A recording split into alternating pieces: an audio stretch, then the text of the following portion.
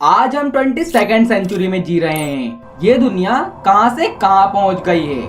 हम मून पर पहुंच गए हैं एंड मार्स पर हम ह्यूमन कॉलोनी बसाने की तैयारी कर रहे हैं। बट आज भी हमारी अपनी मदर अर्थ में ही कई सारी ऐसी मिस्ट्रीज हैं जो आज तक अनसॉल्व्ड हैं। एंड जब कोई इन मिस्ट्रीज को सॉल्व करना चाहता है तो वो खुद कंफ्यूज हो जाता है। ऐसी ही एक मिस्ट्री है बर्मुडा ट्रायंगल। बर्मुडा ट्रायंगल का नाम तो आपने सुना ही होगा। कहा जाता है कि जो भी चीज इस ट्रायंगल से होकर गुजरती है वो हमेशा के लिए कहीं खो जाती है। कई बार कई साइंटिस्ट्स ने इस पर रिसर्च करने की भी कोशिश की बट कुछ भी हाथ नहीं लग पाया।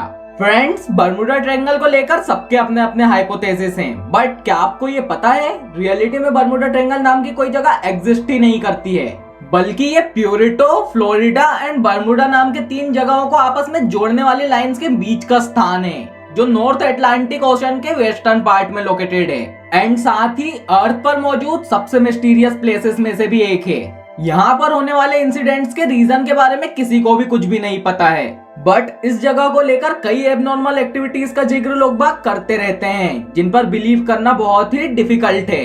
लोगों के अकॉर्डिंग इस जगह पर कई सारे ऐसे इंसिडेंट्स हुए हैं जो बेहद डरा देने वाले हैं एंड साथ ही मिस्ट्रीज से भरपूर हैं। इस जगह पर ऐसे इंसिडेंट आज से नहीं बल्कि 1492 से होते आ रहे हैं। क्रिस्टोफर कोलंबस ने ये कहा था कि जब वो अपनी शिप से आगे बढ़ रहे थे तो उन्हें इस एरिया में बहुत सारी वियर्ड लाइट्स दिखाई दी थी एंड उन्हें बिना हवा के ओशन में लहर उठती दिखाई दे रही थी। और साथ ही उन्होंने ये भी कहा था कि इस जगह पर उनके कंपास ने काम करना बंद कर दिया था। ये तो हो गए बहुत पहले के इंसिडेंट्स। यदि हम आज के मॉडर्न एज की बात करें तो साइंस एंड टेक्नोलॉजी से भरी इस दुनिया में आज भी बहुत सारे ऐसे इंसिडेंट होते हैं इस जगह पर जिसे आज तक एक्सप्लेन नहीं किया जा सका है। फ्लाइट 1945 का ये इंसिडेंट सभी इंसिडेंट में सबसे फेमस है। 5 दिसंबर 1945 को 14 नेवी एयरमैन ने उड़ान भरी आसमान की ओर। ये उड़ान उन लोगों के लिए सिर्फ एक सिंपल ट्रेनिंग फ्लाइट थी, बट 1 आवर 45 मिनट्स के बाद उस फ्लाइट के लीडर लेफ्टिनेंट चार्ल्स सी टेलर ने कंट्रोल टावर को रेडियो के थ्रू एक मैसेज सेंड किया कि उन्हें कुछ समझ में नहीं आ रहा है कि उनके साथ क्या हो रहा है। एंड उन्होंने ये भी कहा कि उनके तीनों कंपास ने वर्क करना बंद कर दिया है। वो किस डायरेक्शन में जा रहे हैं उन्हें कुछ समझ में नहीं आ रहा है। और उस दिन के बाद फ्लाइट 19 कभी नहीं पाया गया, ना किसी ओशन में और ना ही ओशन के बाहर, मानो जैसे कहीं गायब हो गया हो। उसी दिन एक और फ्लाइट को भेजा गया था इवनिंग में फ्लाइट 19 को रेस्क्यू करने के लिए,